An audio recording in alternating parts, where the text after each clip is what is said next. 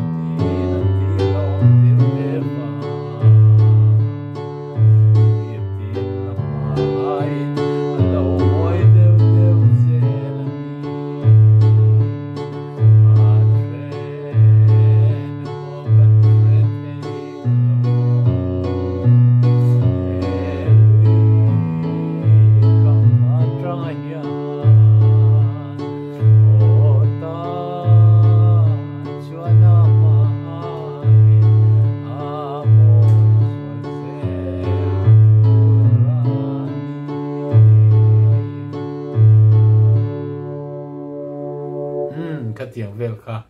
ania tiang chia chuan a bes utlan tur ani tiang chia chuan rem tur ani ti kha soi thei lawa leng kho ma chuan kho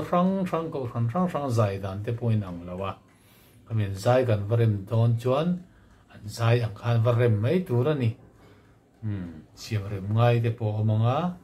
an lu ran de ngai chan te po amang not khatina ki han sa nila i ki hian chang thum nai sale lokang Karil ruwa lawat sa huni naman pinjan poetry Karre omlay na ang suwa in tree Krista kasual zong purato kagamangayani Nitin na main alaw mo'y dew selani